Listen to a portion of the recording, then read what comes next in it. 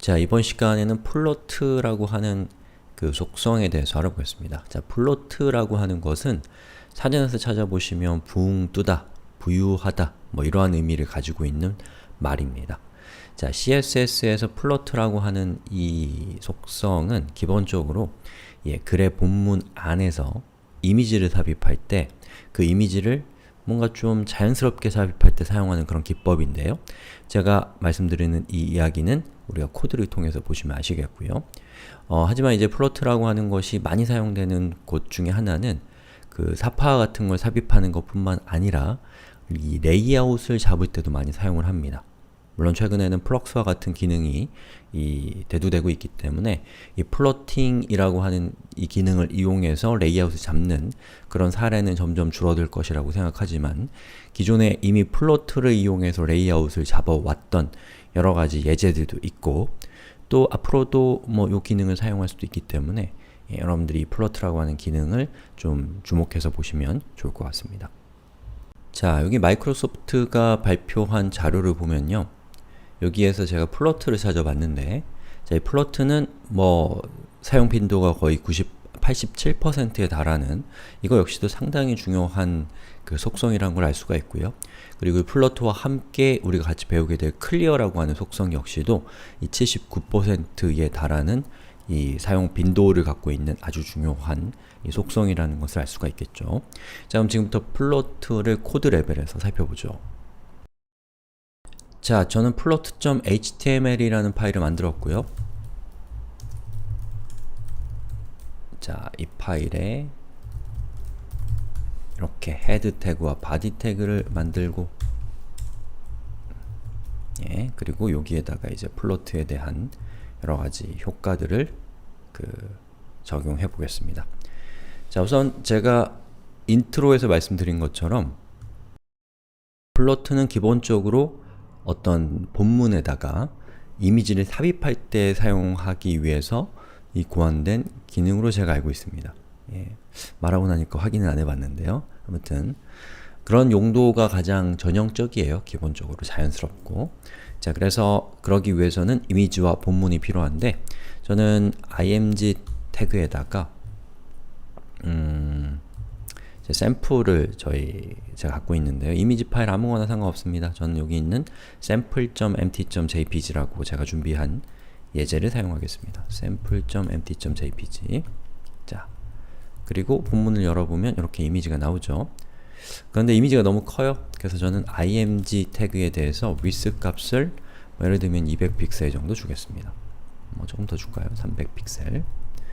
자, 그 다음에 여기에다가 요 오른쪽에다가 이렇게 태그는 단락을 의미하죠. 패러그래프. 있거나 없거나 상관없는 태그입니다. 자, 저는 아무런 의미가 없는 단어들을 이렇게 만들었습니다. 자, 이렇게 되죠.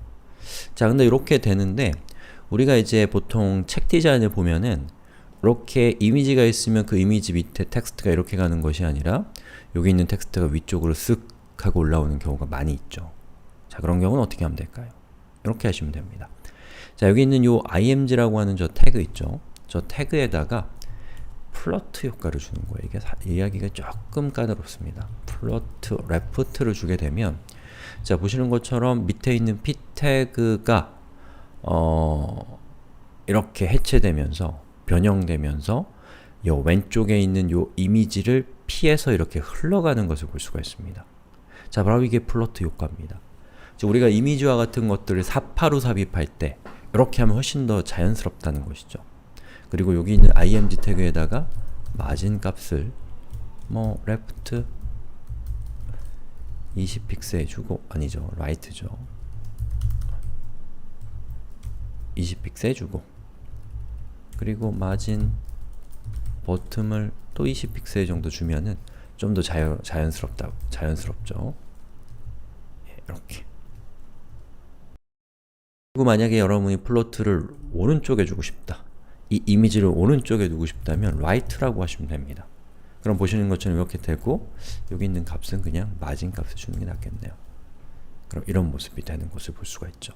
그래서 여러분 플로트를 쓰면은 아주 미려하게 이미지를 본문에 삽입할 수가 있게 됩니다. 자, 그런데 여러분이 여기 있는 요 제가 p 태그 안에 있는 요 의미 없는 요 예제 텍스트를 제가 좀 줄여볼게요.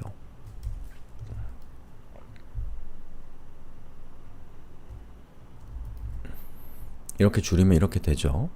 그리고 제가 p 태그를 하나 더 넣어보겠습니다. 이렇게 했더니 보시는 것처럼 자, 이런 모습이 됩니다.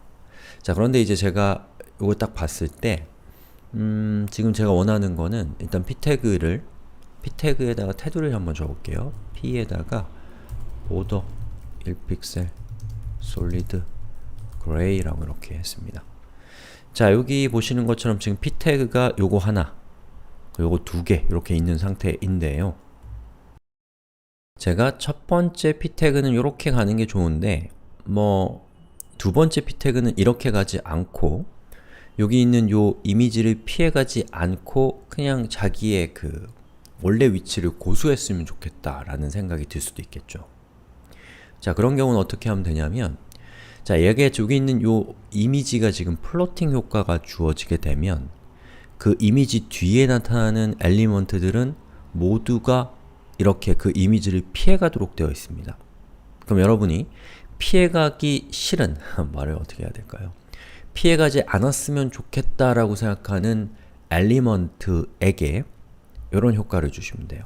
자, 예를 들어 여기 있는 p 태그의 스타일 태그로 저는 클리어 그리고 보스 라고 이렇게 해주시면 보시는 것처럼 여기 있는 요 p 태그가 피해가지 않는 것을 볼 수가 있죠. 예. 그리고 여기 있는 클리어 보스에 올 수 있는 속성의 값은 보스는 양쪽이라는 뜻이고 left도 있고 right도 있습니다.